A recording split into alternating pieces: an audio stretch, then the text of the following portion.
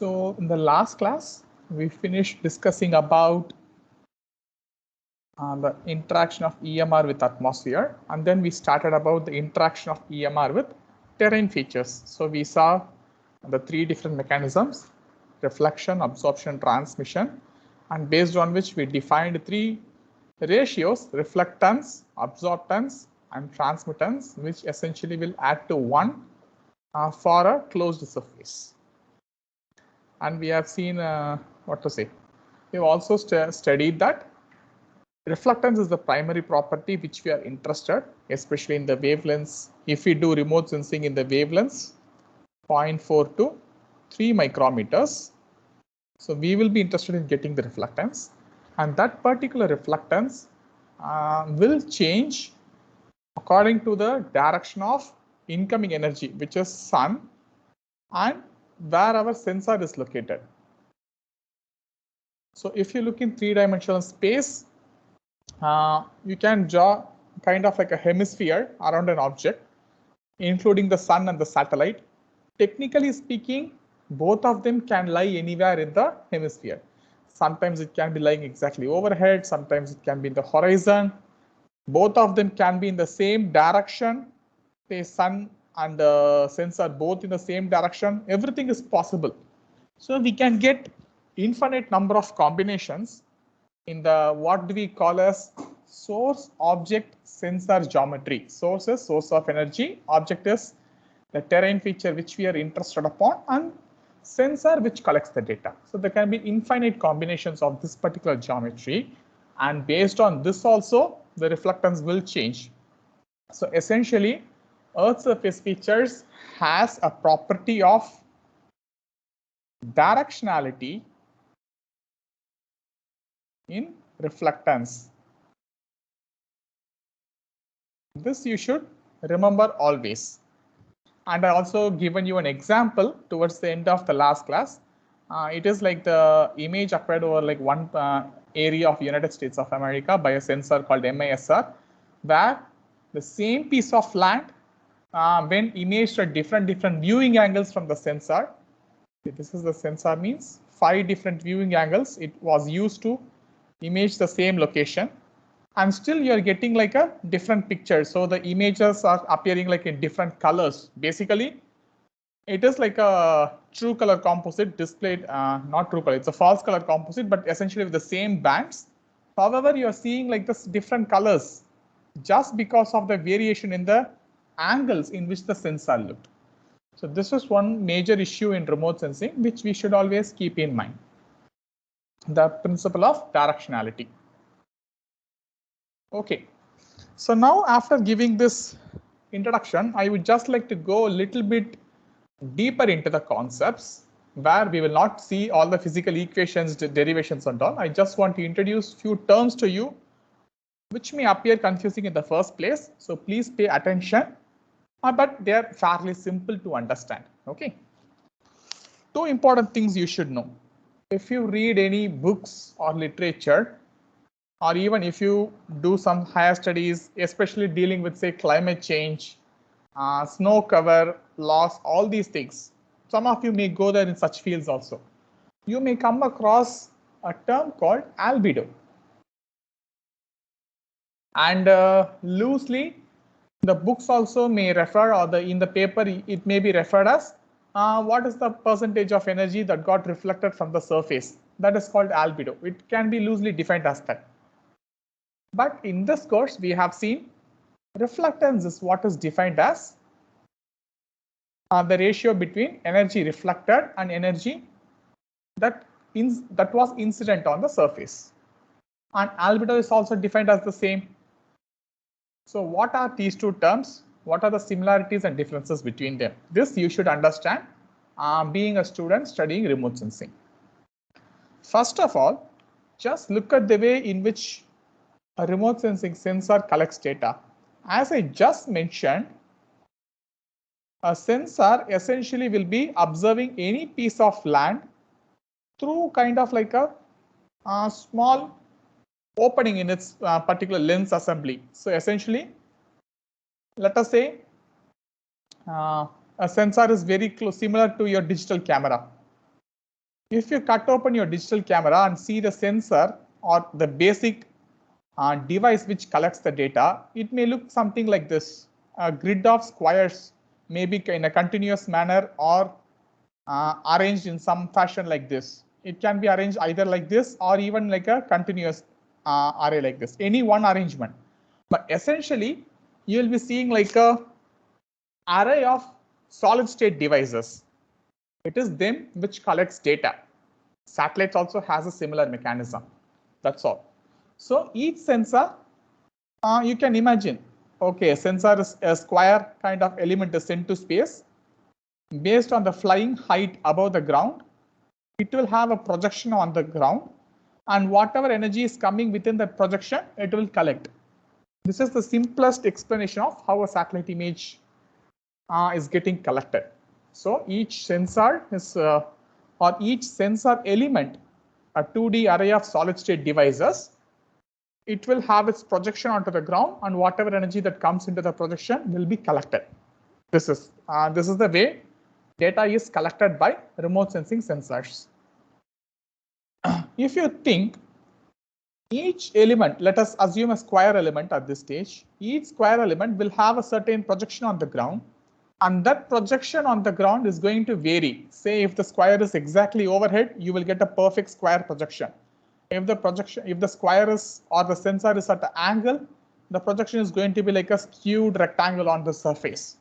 So essentially, the projection on the ground is going to vary, and the direction in which the sensor is looking at the target. Let us say here there is like it's a forest. We have like dense trees. If the sensor is located here, the sensor may be collecting data only over one direction of the trees. It can happen sometimes, especially when you collect data from drones and all. So what exactly I want to convey is the measurements from a sensor is highly directional. We cannot properly receive all the energy that gets reflected by the object. That means, just a second. Yeah. That means, let us say we have a small object here. Let it be any object. If I want to exactly calculate its total energy that went out, what I should practically do is I should cover this object by an hemisphere, and within each and every point within the hemisphere surrounding the object, I should measure the energy that gets reflected, and finally I should add everything up. This only will give me an accurate representation of the energy that got reflected by the object. Because a particular object can reflect energy in any direction we have seen. And we essentially has to collect the entire energy over the entire hemisphere surrounding the object. Then only we'll be able to understand or measure the total energy that got reflected. But in remote sensing, what we measure is not over the entire hemisphere, but only over one direction. Okay, most of the cases. Sometimes with some specific look angles, we'll be able to cover the entire hemisphere, but sometimes we may not. So in order to differentiate this energy difference, okay, from remote sensing or from a satellite sensor, I am not able to collect the energy in all directions surrounding each and every object. Sometimes I'll be able to collect. These differences will come. That is why two terms has been defined. One, reflectance. When you measure this ratio, energy reflected by energy that came in with a directional sense, you call this ratio as reflectance. However, let us assume somehow you are able to observe a particular object by enclosing it you are able to observe an object from all possible directions and measure the total energy that went out of the object, possibly in all directions. If you are really confident you did that, then based on that energy output or measured energy, if you take this ratio, we call this ratio as albedo. So just by the direction in which you measure, the difference comes in reflectance and albedo. So there is like a difference, and you should be like knowing it. Why I am telling this is this may not be needed at this stage. However, let us say someone is really interested in doing some sort of studies related to climate change and all, where many students we are seeing you're interested, then these terms will come up and you should really know the subtle difference between them. They may appear very similar based on the definition because both are ratio of energy reflected by energy that came in. However, they are slightly different in the way in which we measure the energy. Okay. So technically speaking, we cannot measure albedo from remote sensing always. Only from very certain rare instances we can measure. Certain, not very rare, but only during some specific instances we can be confident of we measured albedo. In most of the cases, we will measure reflectance. That is, only from any one particular direction we will measure this ratio. Okay, and somehow through some sort of modeling exercise, we need to convert the reflectance into albedo. That is, we have to extrapolate this reflectance and understand, okay, this should be the total energy that came out of object. So that sort of modeling which we do will lead us to getting the albedo correct. Okay. So this is like one important concept which I wanted to introduce. Is this clear? What is reflectance and albedo to every one of you?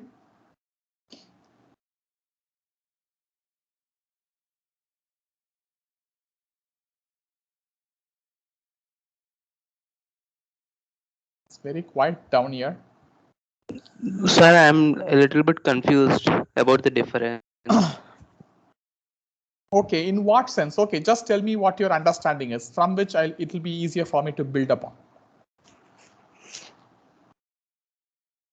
What you understood, just let me know, from which I will explain again.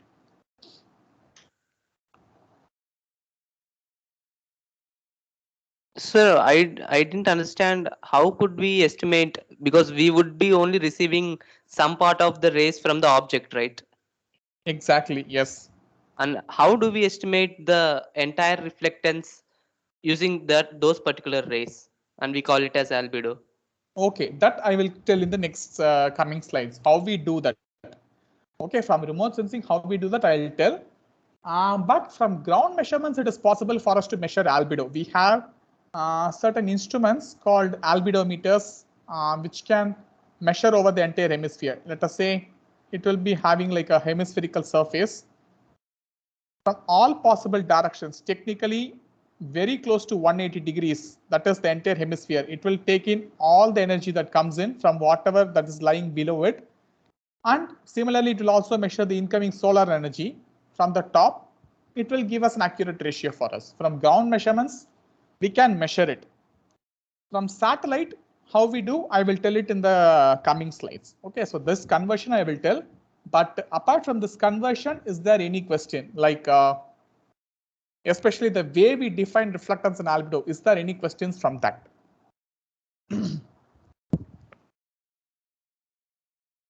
Sir, can you explain the reflectance once again? Okay, so reflectance basically is the ratio of energy reflected by the energy that came in from sun within a given electromagnetic band. Okay. However, the energy that got reflected will be measured over certain direction because of the nature of the way we do remote sensing. Okay. So as I said here, you can keep the sensor exactly over at the object, or you can keep the sensor in any one direction surrounding the object, and you are going to measure the energy that got reflected only in that direction. You are not going to collect energy from all other directions. So this is what is called reflectance. Then with this particular output, what you get, if you take this ratio, what you're going to get is reflectance. On the other hand, if you are somehow able to measure the entire energy in all possible directions surrounding the object, and from that, if you are able to get this ratio out, then we call that ratio as albedo. Is it clear now? Yes, sir, it is clear. Thank you. Yeah, welcome. Maybe I will skip this for now. I will come back. Okay. So now there is a like interesting question. Okay, remote sensing, it is measuring only in one direction, from which how are we going to get albedo from it? Essentially, all objects exhibit what we call as like heterogeneity or anisotropy. Okay, I'll use the term anisotropy in terms of reflectance. That is, reflectance varies in different directions. In order to characterize how objects will behave when data is collected from different directions, people have developed a mathematical concept called BRDF. The expansion for BRDF is bidirectional reflectance distribution function. As the name suggests, what it will tell is, it will be like a mathematical equation. There are several ways to define this. We are not going to go into the details, but conceptually, what it will give is, it will give a mathematical equation telling that what will be the reflectance of an object given a particular direction in which the energy that came in and given the particular direction in which the energy went out. Okay. So essentially what we can do is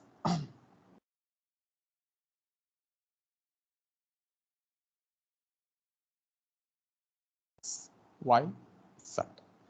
Let us assume there is some object here. And let us say the energy that came in is somewhere from here and the sensor is located here. So this is the object. So how we can characterize the directionality? The directionality, in order to for us to visualize it in a simplified manner, we define two angles. One angle is the vertical angle with respect to what to say? Okay, not with respect to object. Sorry, the object should be on the ground. It shouldn't be floating somewhere. I'm sorry. Let us assume the object is here. Okay. And this is the line that connects the sensor and let us assume there is an imaginary line connecting the sensor with the object. So this is like the projection of the z-axis, just a parallel I'm drawing. So this will be like an angle. And similarly, with respect to this reference,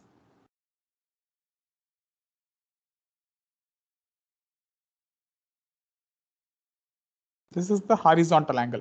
So what I am generally, my drawing may not be good, but what I want to convey is with respect to each of the line connecting either the sun with the object or with the sensor with the object, we can define two angles. One vertical angle theta with respect to the vertical line and one with respect to some reference axis along the horizontal plane. Any one horizontal angle, okay, either with respect to x-axis or with respect to y-axis. Use any one reference. You measure one horizontal angle, one vertical angle. This will define the orientation of the way in which the rays are going from the object to sensor, and similarly the way in which the rays are coming from sun to the object. So this has infinite combinations. That's what I told. For this infinite combinations of angles, the BRDF will tell us how the reflectance will vary. So it's an equation. So this will be what to say, once you know the BRDF, using the BRDF will be for like an infinitesimally small case. Infinitesimally small angles, or I will write.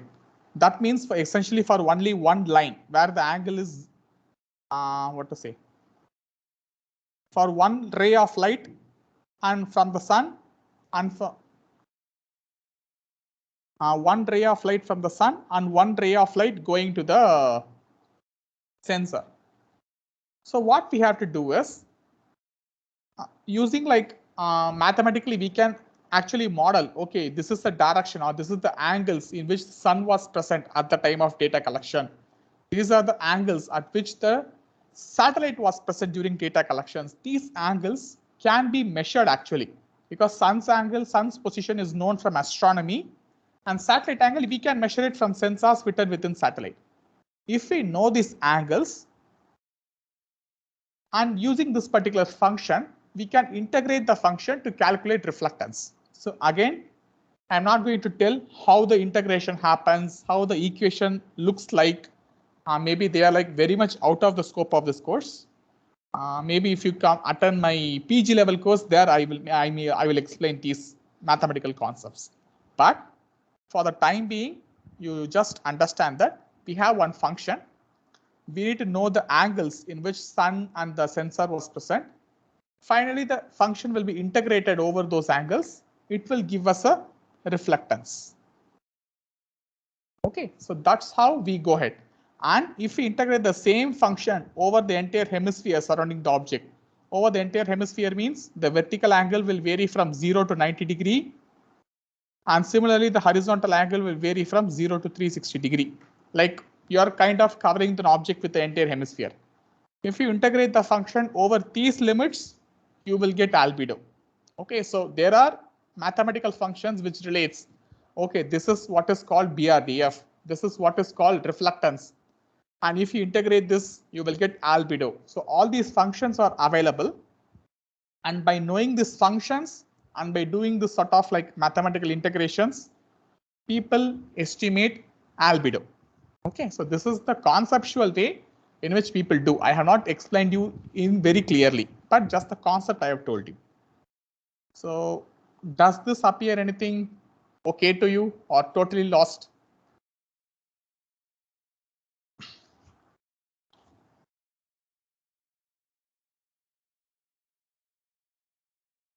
Any inputs from your side?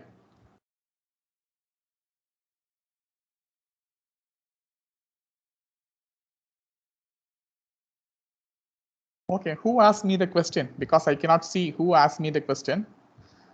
Just how to convert, how to estimate this albedo. So at least like that person, can you confirm whether you understood how this is done? Yes, sir. I understood. Okay. So others, how many of you there in the meeting? Even I can't see it. Sometimes, you know, you'll be feeling lonely. Okay, there are 6 students or 5. Is it clear to the 5 of you who is present? Then we will go ahead.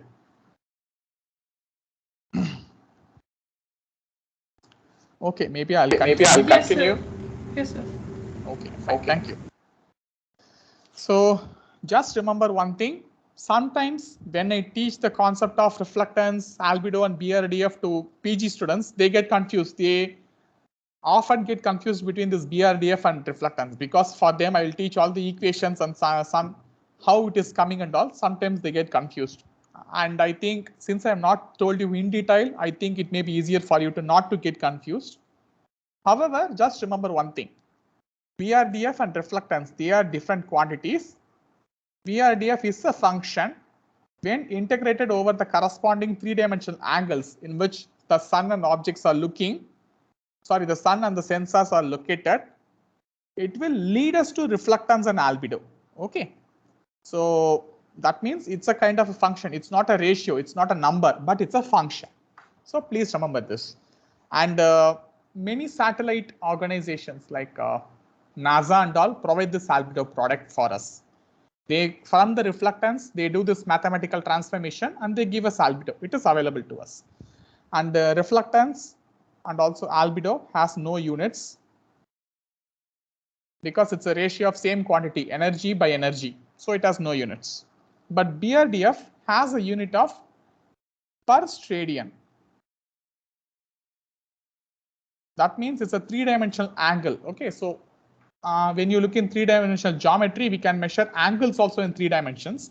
Actually, I'm not defining you all these things, but it has some unit. It's not a ratio. Okay, so that's the only difference between BRDF, reflectance, and also albedo.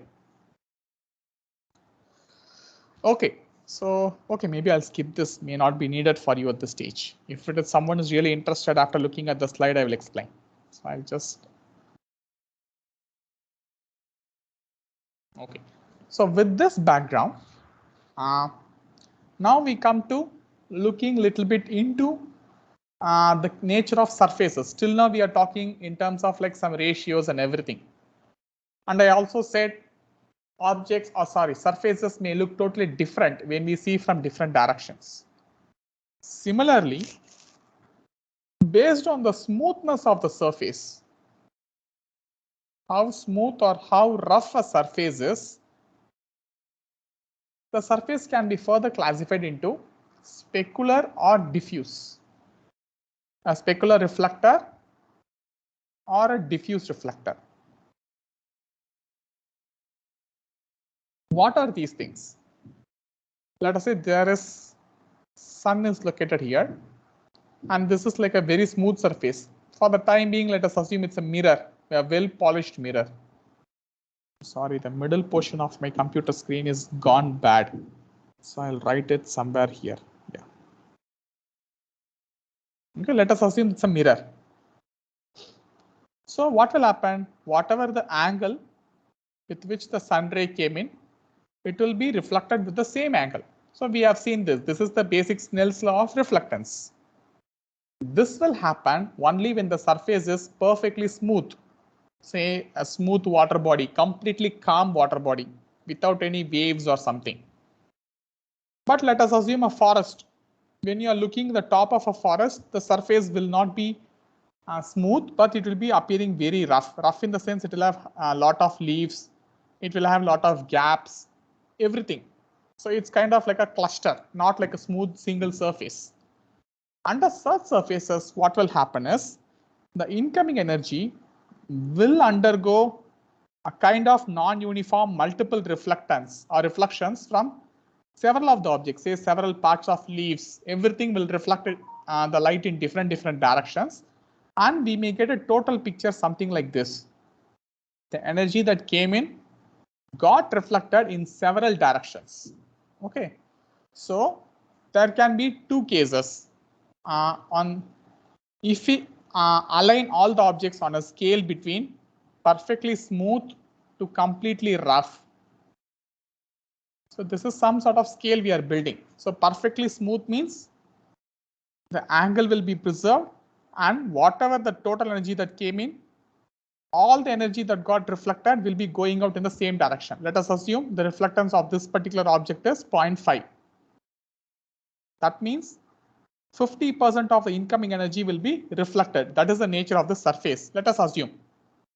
So all the 50% of energy will go only in one direction. If that happens, we call it as a pure specular reflector. So for a pure specular reflector, all energy will go only in one direction, and exactly the angle will be maintained. Angle of incidence and the angle of reflectance will be the same.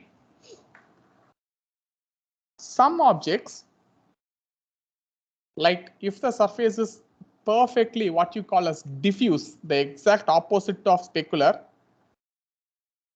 what this will do is, let us assume 100 units of energy is coming in, and let us assume the reflectance is 0.5. So 50 units of energy is going to get reflected. But that 50 units, instead of going only in one particular direction, is now will be divided infinitely to all directions, and in each and every direction, a same quantity of energy will go. That is, the 50 must be reflected, but the 50 will be divided equally in all possible directions, and that fraction alone will go in each direction. Such a object is called equally divided.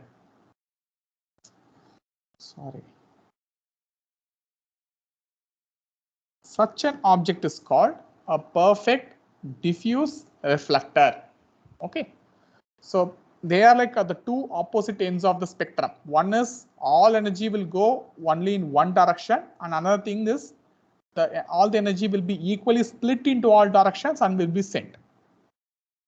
Most of the Earth's surface features lie in between them. They are neither perfectly specular, they are neither perfectly diffuse. They lie somewhere in between. How in between? Take this example, a near perfect specular reflector. Let us assume again the same example, 100 units of energy coming in, reflectance is 0.5. So let us say 50 units has to go. But instead of all 50 going in one direction, let us say maybe 45 may be going in that direction and remaining 5 may be split into other directions. So this is a near specular. There is one direction in which the high percentage of reflected energy goes out. A very small amount of energy goes in other directions. This is a near specular reflector.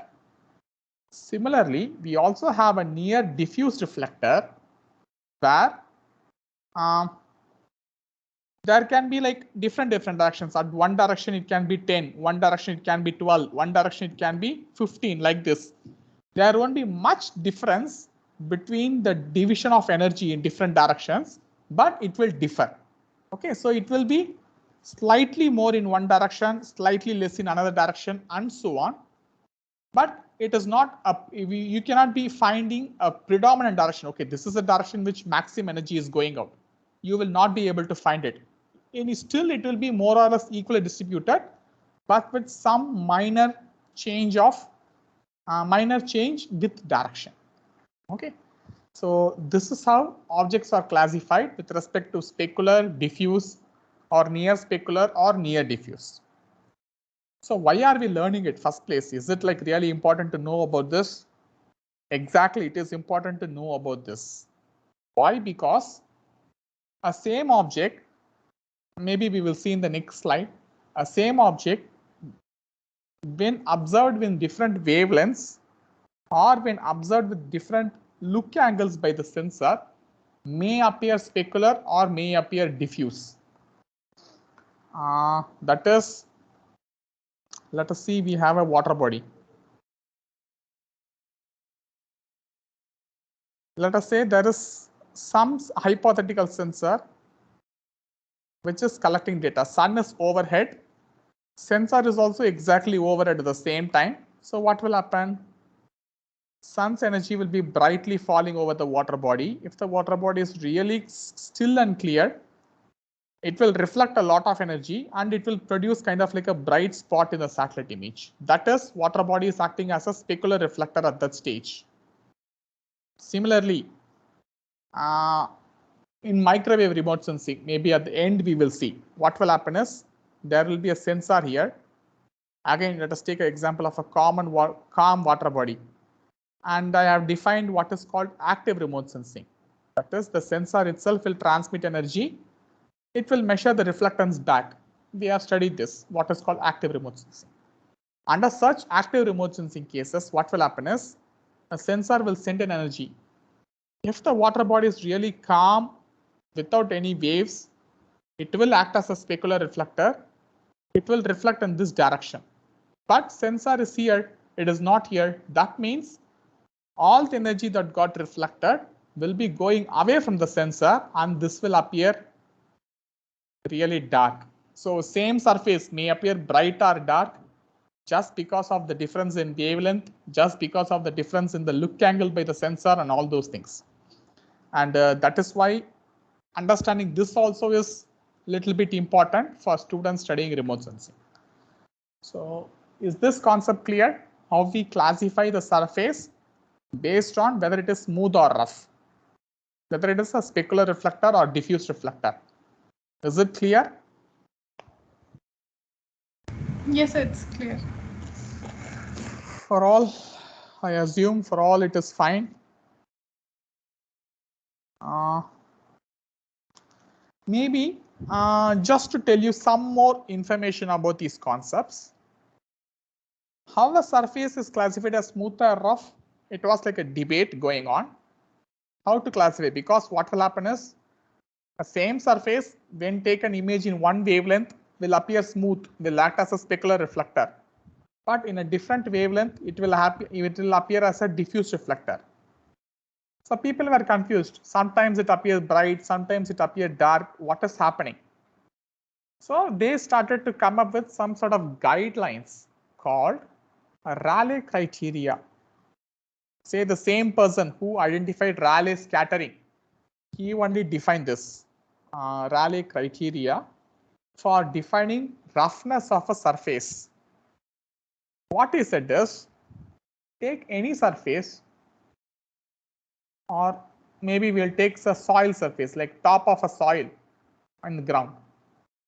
It may appear something like this. If you look closely, a soil surface is not smooth. It will have some undulations. Let us say we are able to identify a mean with respect to which the soil surface undulates.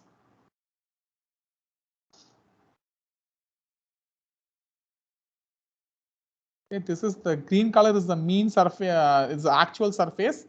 The red line is the mean average surface based on the height variation. With respect to mean, what is the height difference? We can classify it as a RMS height. We can measure it actually in field. It is possible to measure this.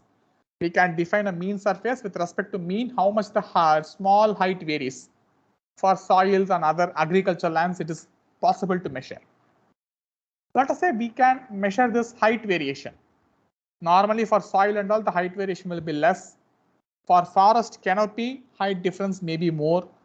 For rocky surfaces, undulations may be very high, delta H may be high. So based on the surfaces, this difference in height can be varying for surface to surface. If delta H is more, that means the surface is really rough.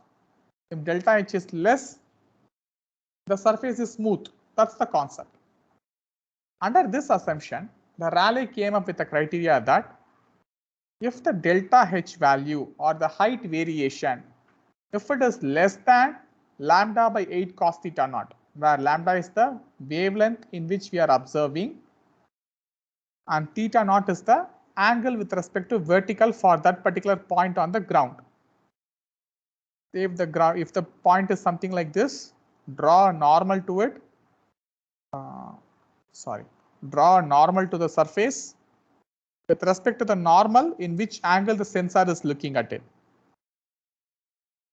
Or if the surface is flat and horizontal, the normal is the vertical line. That's all. With respect to normal to the surface, what is the angle made by the satellite sensor while it is viewing? If we know this angle and if you know the wavelength in which you are observing, if that lambda by 8 cos theta naught, if the height variation delta H, if it is less than this ratio, then the surface is smooth. That means it will act as a specular reflector. On the other hand, if delta H is greater than this ratio, lambda by 8 cos theta naught, the surface is most likely to appear rough. It may act as a diffuse reflector or near diffuse, I will write. A near diffuse reflector. This is what Lord Rayleigh identified and gave it to us Rayleigh criteria. Again, I am not explaining how the derivation comes in, but it is good if you know only the final result. The delta H less than lambda by 8 cos theta, surface is smooth. On the other hand, if the delta H is greater than lambda by 8 cos theta, the surface is rough. This is what originally Rayleigh proposed, I think in early 19th century. I don't remember the year exactly now. Later, in the later half of say 20th century, people realized Rayleigh criteria holds good only in some cases. At some points, a surface is neither specular nor diffuse. It is acting as intermediate. So there should be some sort of criteria to tell what is called an intermediate surface. It is neither purely specular nor purely diffuse. At some angle it is looking bright, at some point it is looking dark. What is that? Okay, so that sort of question came up. So people modify the Rayleigh criteria into 3 kinds. Say if this condition is satisfied, they said the surface is smooth, lambda by 25 cos theta. So you can see from 8 it moved to 25. And if delta H varied between 25 cos theta to 8 cos theta, they said the surface is intermediate. It can behave in any manner. Finally, if delta H is greater than 8 cos theta, they said the surface will appear rough. Okay, so the only correction they did is instead of this 8, they made the smooth condition to a much stringent number. Instead of 8, they made it as 25. And they said if the delta H is less than lambda by 25 cos theta, then only it will always act as a smooth surface. Else it can act as an intermediate surface or a rough surface. So here also maybe what to say? You can also like work out. Say you can take different wavelength. Let us say take maybe like green wavelength 0.5 micrometers, microwave wavelength 1 millimeter, and so on. So take different wavelengths and maybe you can work on your own. Put theta equal to 0 degrees and just play with the equation. You will understand on your own that how a same surface may appear smooth or rough in different wavelengths. In some surfaces, it will satisfy the condition for smooth in some wavelength, and for some other wavelength, it will satisfy the condition for rough. This will happen. Especially some very good examples are sandy beach. For visible wavelength, sand in beach is rough. So it will appear like bright in color, like it will act as a diffuse reflector. But in microwave image, where the wavelength is in the order of like centimeters, the sandy beach will appear as very smooth. It will behave as a specular reflector. So such things will happen. Okay. So this Rayleigh criterion also is slightly important for you to understand. So till then, any questions?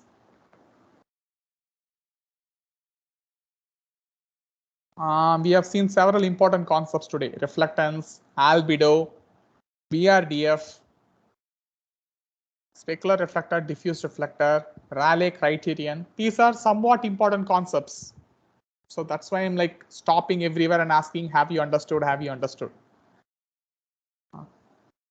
Maybe Sir, the last. Yeah, go ahead. So reflectance is the energy reflected per energy incident in a particular direction per a particular wavelength, right? Yes. Again, direction you can define either one single direction, or you can even define like many possible combinations. And similarly, wavelength, it need not be defined over like one wavelength. Over different bands, you can define anything. But basic definition, what you said is correct. Energy reflected by energy that came in, or energy incident. Yes.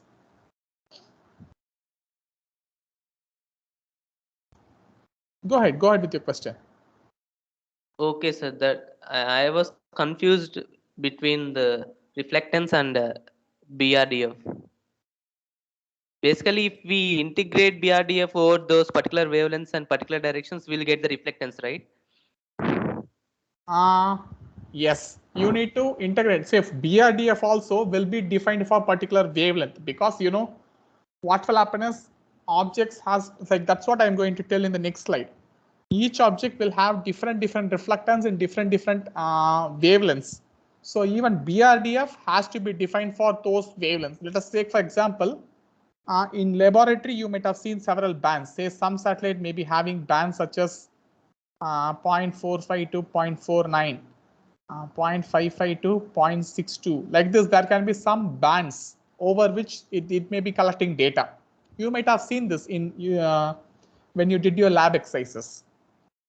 The BRDF also has to be defined over this particular wavelength range. So for each sensor or for each bandwidth, people will define, okay, this is the BRDF for this wavelength.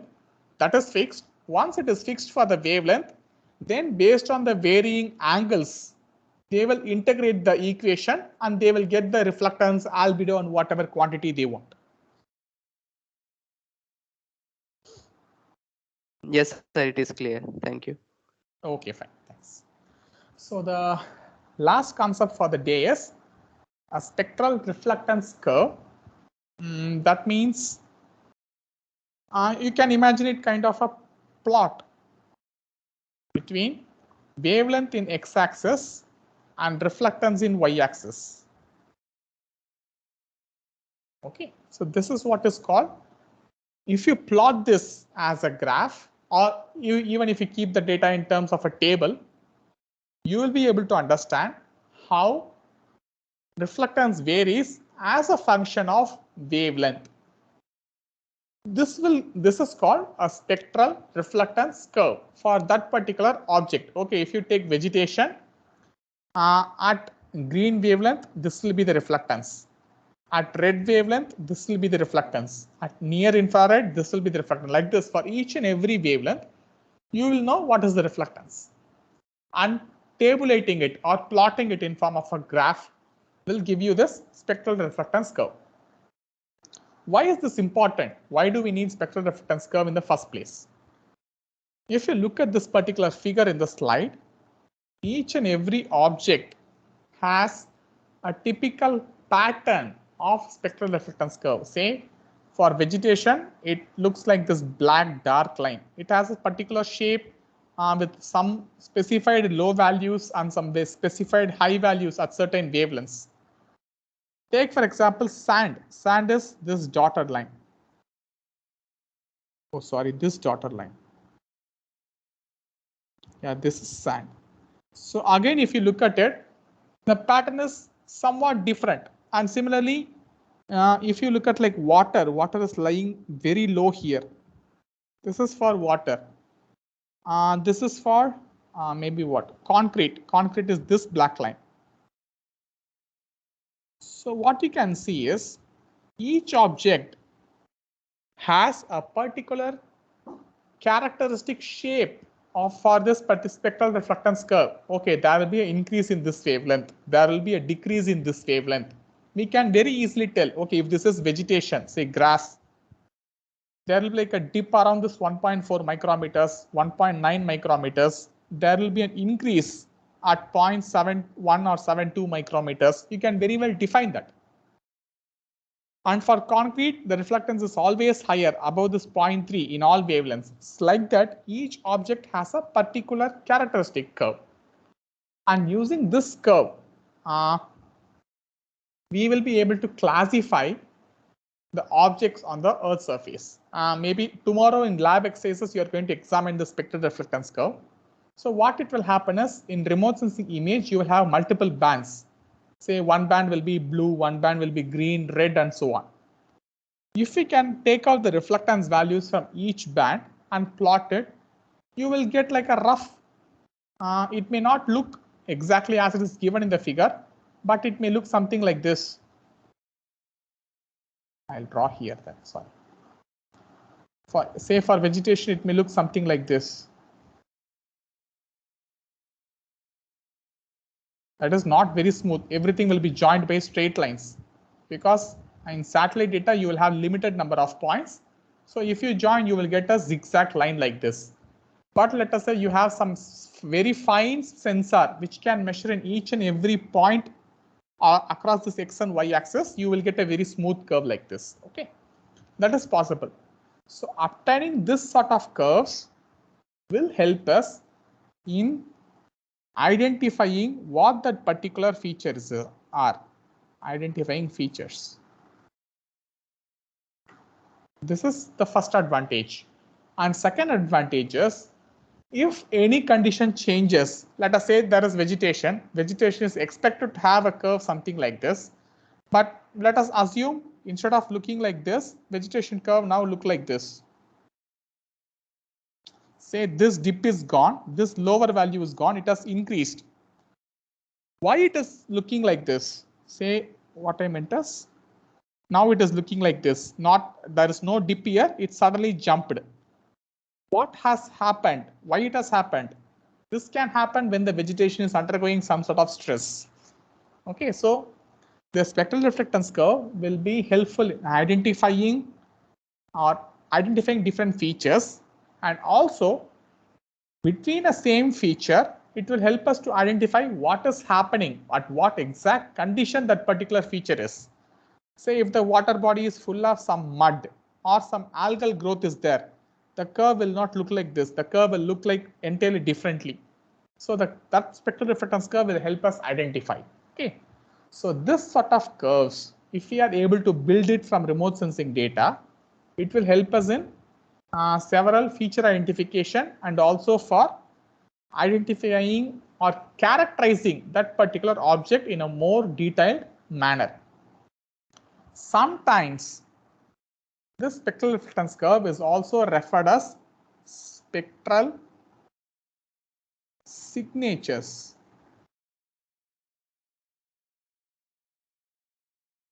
And why is it called spectral signature? Because each object has one particular type of curve. Okay, vegetation, the curve will look like this.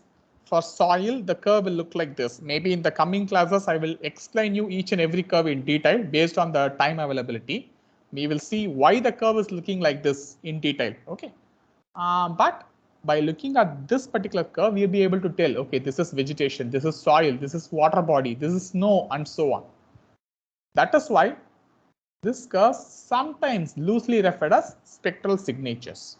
So this is the basis for doing remote sensing in optical wavelength, that is 0.4 to 3 micrometer wavelength. If you can understand this curve properly, you will be able to understand the what to say, or identify features or characterize the features in a better manner using remote sensing. So I think this ends the class. So today there has been like some new concepts introduced to you. So please take time to assimilate it. So the concepts are reflectance and albedo. What is the difference between them? This slide I neglected it. Maybe let it be leave it out. I explained you what is BRDF, difference between reflectance and BRDF, the nature of reflecting surface, specular reflector, diffuse reflector, near specular and near diffuse, the Rayleigh criteria for roughness, how the same surface may appear rough in one wavelength or may appear smooth in another wavelength, and what is called the concept of spectral reflectance curve. So these are some essential or important topics in remote sensing. So please go through this lecture video again, and the slides also I'll post in Moodle. So on tomorrow's lab exercise, combining these, you will be able to appreciate it. So tomorrow lab will be based on the spectral reflectance curve. Hope you are able to understand it much better there. Okay. So any questions from the students?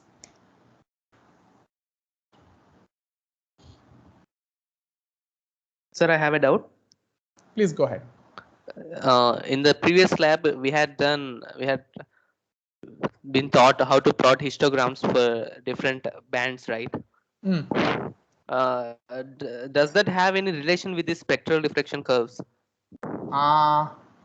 Kind of. Somehow you will be able to infer. Say if you are able to, for a particular feature, if you plot in different bands, you can infer how the spectral reflectance curve will look. Maybe you only posted in this chat, right? There is a chat. Maybe if you look at that image, you'll be able to understand. Say, I think that is for vegetation, what you have taken. And for NIR, the values are a bit high. In red band, the values, most of the values are appearing in bit lower, and so on. Blue, actually, it's kind of a misnomer. I will explain it tomorrow. But you can somehow infer this is how the spectral reference curve will look from this particular histogram. That is possible, yes.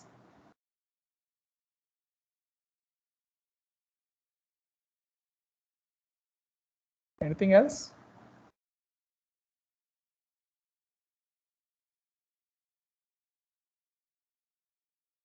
Okay. So fine. If there are no questions, maybe we will end the class.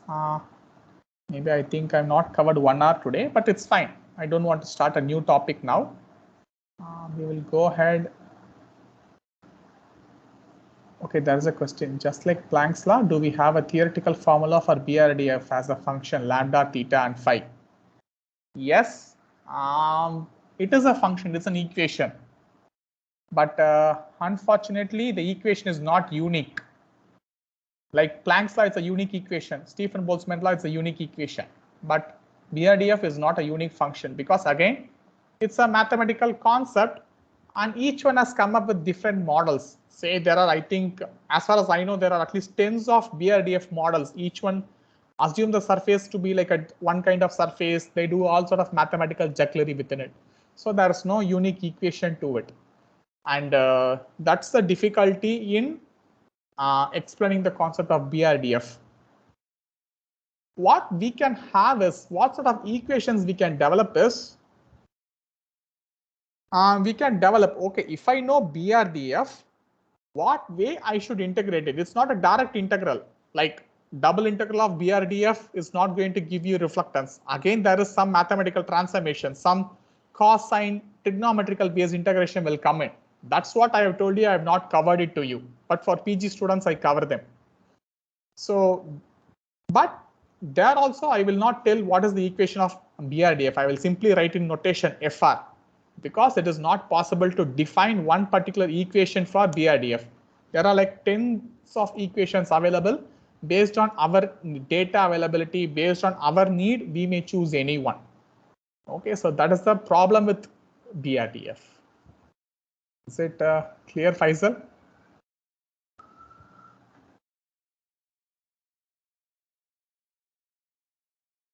Anything else?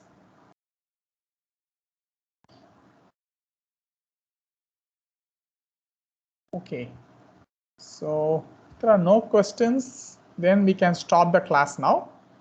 We will meet for lab tomorrow, and there you will do an exercise related to spectral reflectance curve. So thank you for joining today's class. We will meet tomorrow. Thank you. Thank you, sir. Thank you, sir.